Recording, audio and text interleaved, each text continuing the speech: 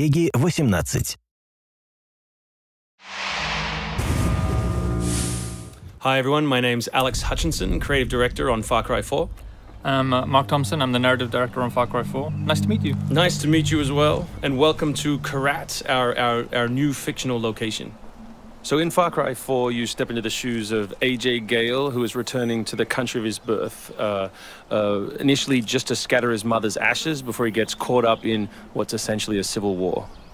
Karat is a fictional place based somewhere in the Himalayas, inspired by places like Nepal and Bhutan, and a bunch of countries from that part of the world.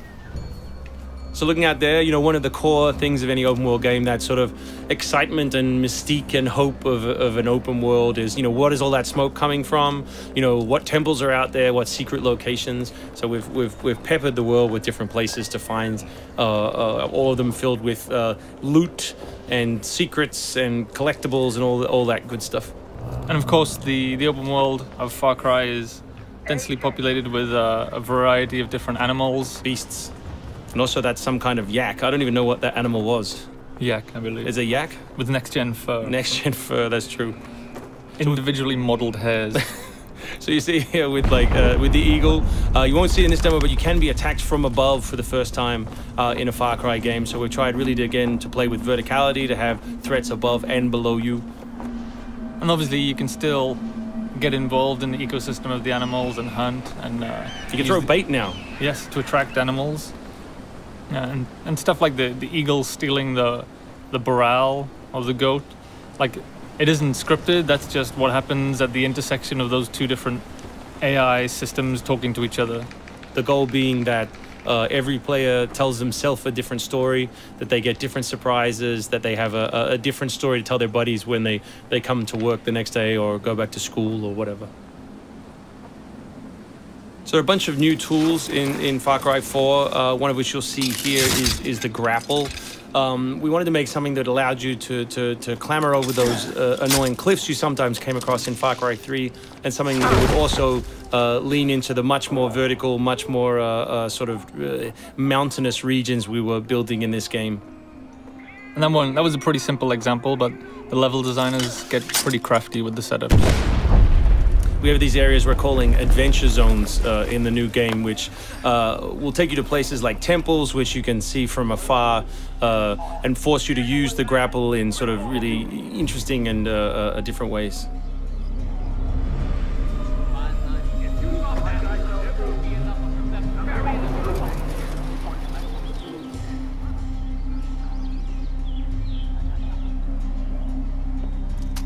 The auto crossbow is a new stealth weapon that we've introduced for Far Cry 4.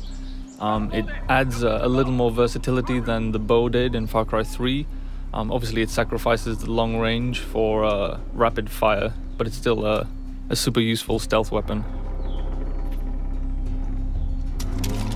So this is one of my favorite bits. If you look down when you're meleeing in the new game, you kick. So you can do all kinds of fun setups such as that. Kicking things is hilarious. I expect people around the world to be kicking rocks, explosive barrels, dead bodies come November.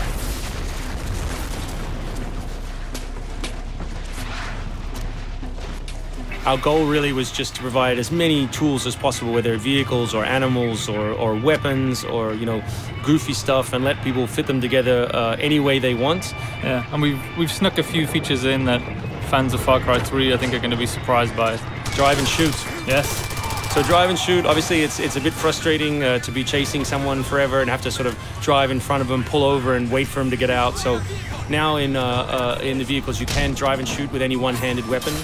And you can also do driving takedowns from any vehicle, which I really like. So this idea of leaping from your vehicle into another vehicle, do horrible things to them, boot them out the side, and then continue on your merry way. You can now deliver death without even leaving your seat.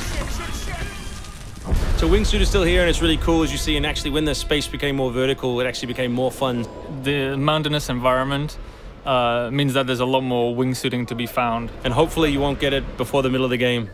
You will. Hopefully you will get it before the middle of the game. That's the current plan. But we are many months away from watching you guys abuse this online. Means that there's a lot more wingsuiting to be found. And hopefully you won't get it before the middle of the game. So here you'll get a look at elephants. Elephants are awesome, probably my favorite animal in the game. Weaponized in many different ways. You can drive them into a rage, watch them smash the other characters in the world, or you can clamber on top of one and drive it through the gate yourself. My favorite animal is the human animal. It's very Far Cry 2 of you, Mark. Oh, it's the shark of darkness. So co-op is a massive part of the new game. It's one of our big ways of opening up the open world and letting you play any way you want.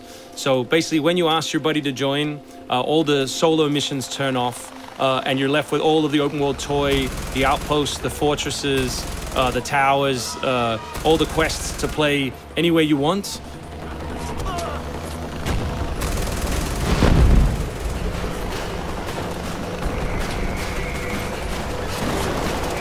All right, let's do this. What do you think of the Buzzer, Mark, which is a small one-man helicopter? It's very red. No, but it's cool because it gives like this almost like developer perspective on the world.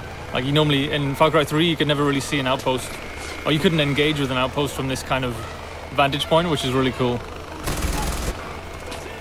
So the outposts from Far Cry 3 were like the template for the fortresses. They're kind of like bigger, better, more badass version of the outpost to more badass. To paraphrase Cliffy B. Badassitude.